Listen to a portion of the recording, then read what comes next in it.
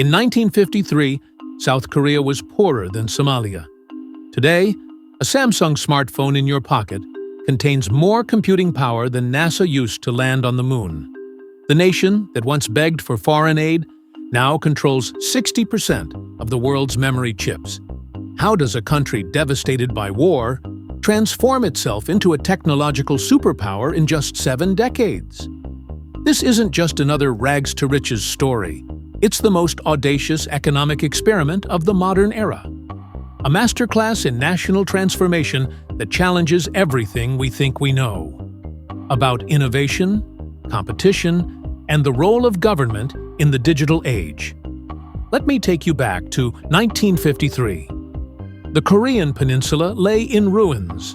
3 years of brutal warfare had reduced cities to rubble, split families across an arbitrary line, and left the South dependent on American aid for nearly 80% of its government revenue.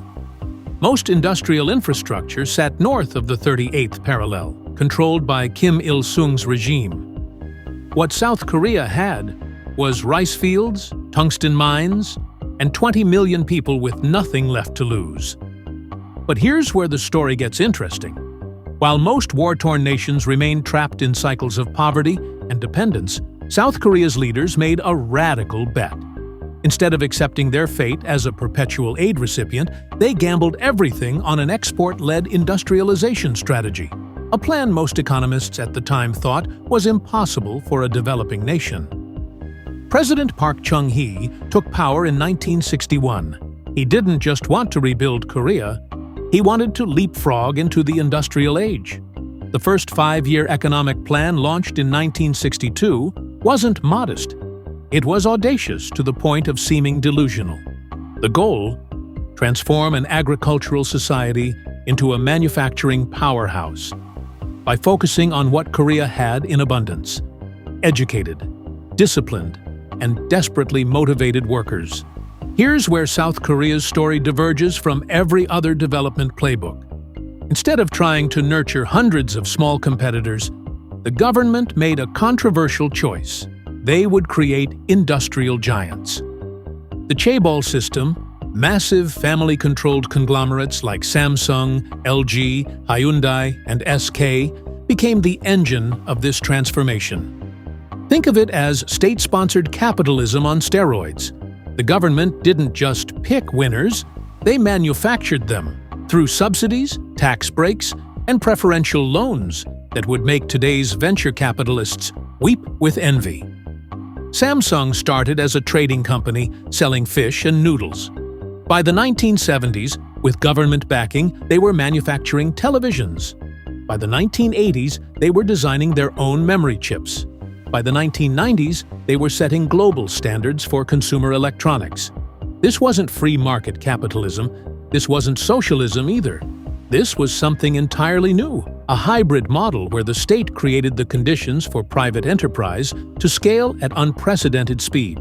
The chaebols became Korea's battering rams against global competition, accumulating the resources and expertise needed to compete with established giants from Japan, Europe, and America. But this strategy came with a price. By 2000, these conglomerates controlled 2/3 of Korea's exports and attracted the majority of foreign investment. The concentration of economic power was staggering and dangerous. When the 1997 Asian financial crisis hit, Korea's over-leveraged chaebols nearly brought down the entire economy. Yet instead of abandoning the model, Korea refined it. The crisis forced painful restructuring, but it also pushed these companies to become leaner, more innovative, and more globally competitive. Samsung emerged from the crisis not weakened, but transformed into the technological powerhouse we know today. But chaebols alone don't explain Korea's rise. The real secret weapon was something far more fundamental: an almost religious devotion to education and human capital development. Walk through Seoul today, and you'll see something remarkable. At 10 p.m., when most cities are winding down, Korean students are just getting started. Hagwons, private cram schools, light up every neighborhood, filled with teenagers grinding through advanced mathematics physics, and computer science. This isn't just cultural, it's strategic. Korea recognized early that in a knowledge economy, human capital is the ultimate competitive advantage. By some measures, Korea is now the most educated country on Earth, with 70% of young adults holding tertiary degrees, double the rate of most developed nations. The numbers are staggering. Korea consistently ranks in the top 3 globally for student performance in mathematics and science. Korean 15th-year-olds outperform their peers in virtually every advanced economy. The country produces more engineers per capita than almost anywhere else on the planet. But here's what makes Korea's education system truly remarkable. It's not just about producing smart workers. It's about producing smart workers with a specific mindset. Disciplined, collaborative, and obsessed with continuous improvement. The Korean concept of pali, hurry, hurry, isn't just about speed. It's about the relentless pursuit of efficiency and innovation. This educational foundation created something unprecedented, a workforce that could absorb new technologies faster than any competitor. When Korea decided to lead the world in broadband internet in the 1990s, they had millions of citizens ready to adopt it. When smartphones emerged, Koreans didn't just buy them. They reimagined how mobile technology could reshape daily life. Education alone, however, doesn't create technological leadership. Innovation does. And here, Korea made perhaps its most audacious bet of all. They would outspend everyone on research and development. Consider this. In 1980, Korea spent less than 1% of GDP on R&D, typical for a developing nation focused on basic manufacturing. Today, Korea spends 5.2% of GDP on R&D, second only to Israel globally. That's not just impressive, it's transformative. To put this in perspective, Korea spends more on R&D as a percentage of its economy than the United States, Japan, Germany, or China. And this isn't government largesse. Nearly 80% of this investment comes from private companies, primarily the chaebols, who reinvest their profits into pushing technological boundaries. Samsung alone spends $18 billion annually on R&D, more than the entire GDP of many countries. SK Hynix, LG, and Hyundai each maintain research budgets that would make most Silicon Valley companies envious. This creates a virtuous cycle.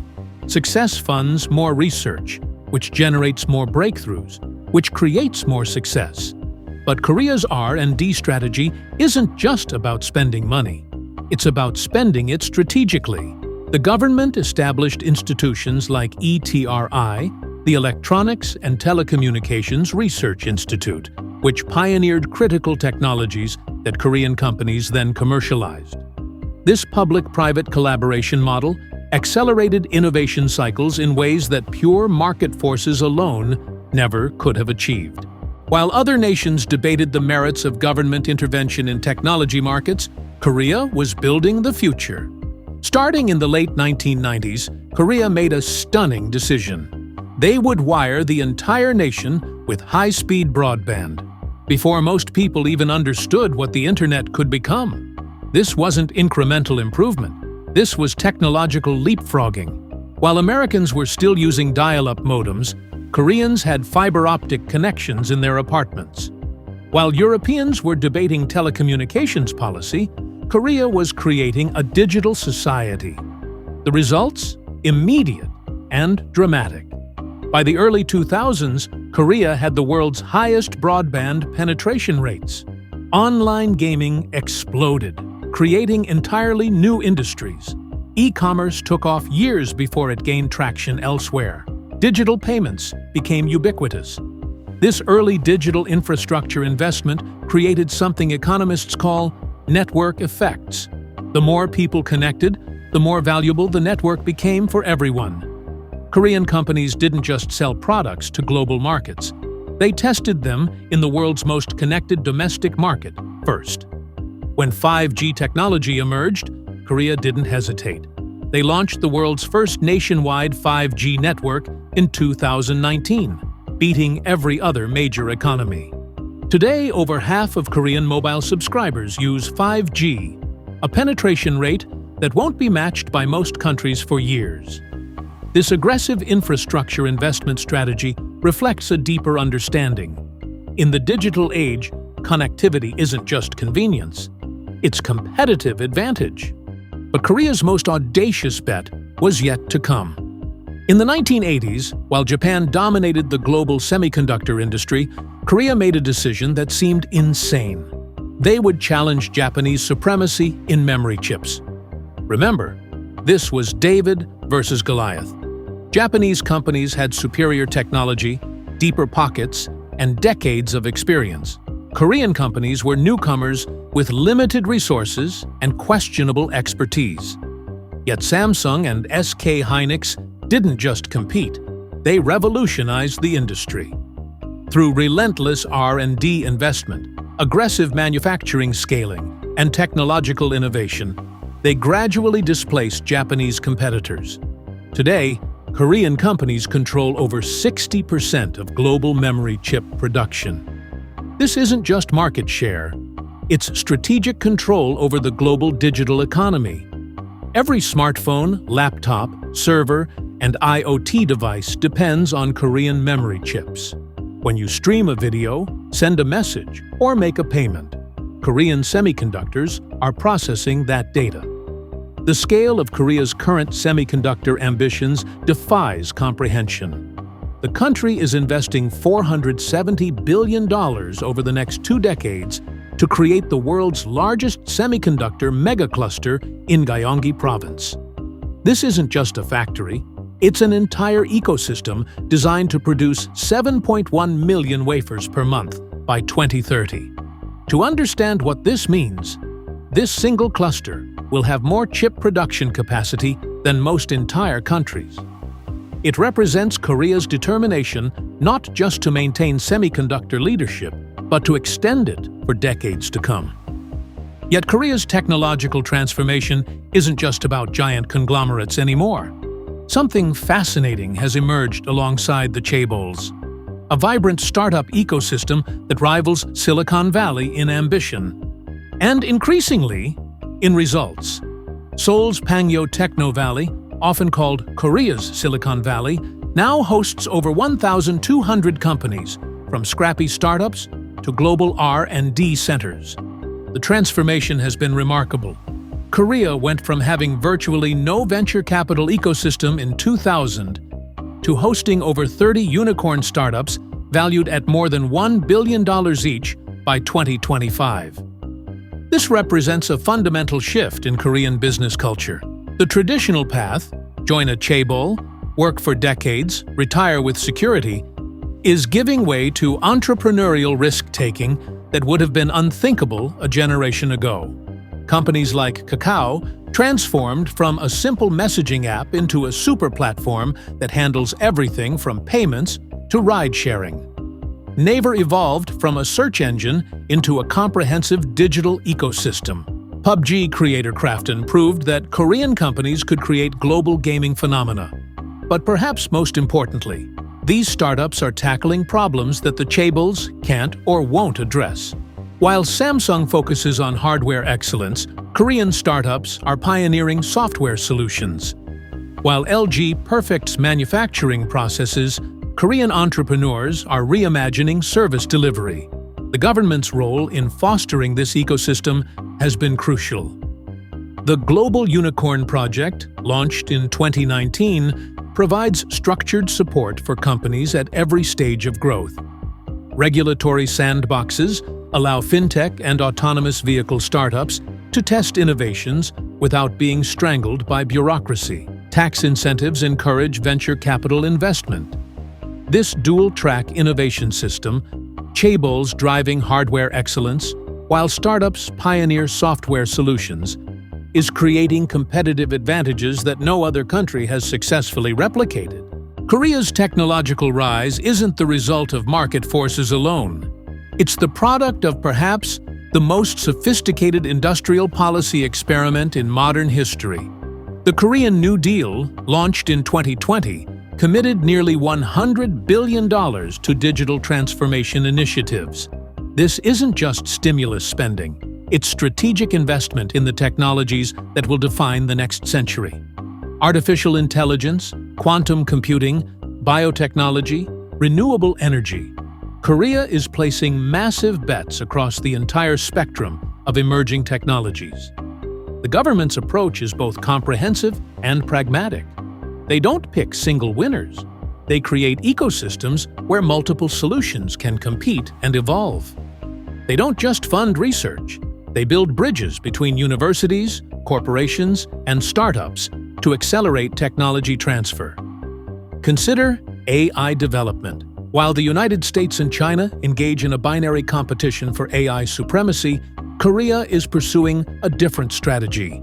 They're leveraging their manufacturing excellence to create AI hardware, the specialized chips and components that make artificial intelligence possible. They're using their advanced telecommunications infrastructure to enable AI applications that require massive data processing. They're applying AI to their traditional strength in manufacturing to create smart factories that are more efficient than anything currently possible. This isn't about competing directly with Google or Baidu in consumer AI. It's about creating the foundation that makes everyone else's AI possible. But Korea's technological journey faces unprecedented challenges that threaten to derail its remarkable progress. The first is demographic catastrophe. Korea is now officially a super-aged society, with over 20% of its population over 65. The birth rate has collapsed to 0.78 children per woman, the lowest in the world. This creates a paradox.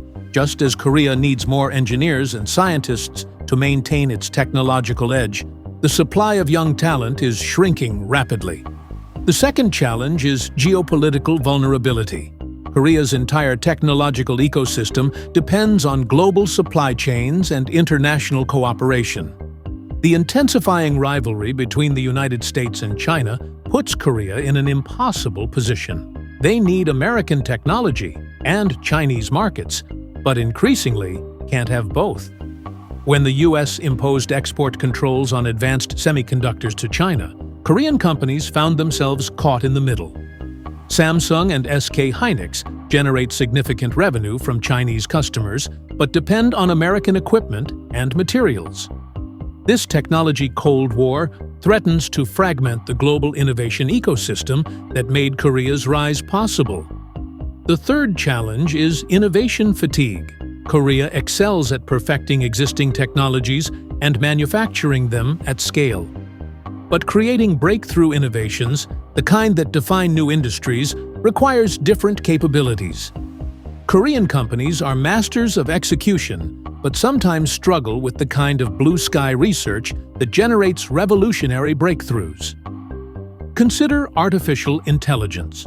While Korean companies excel at applying AI to manufacturing and telecommunications, they've struggled to create foundational AI models that compete with OpenAI's GPT or Google's Bard. Naver's Hyperclova language model, despite massive investment, hasn't achieved the impact of American alternatives.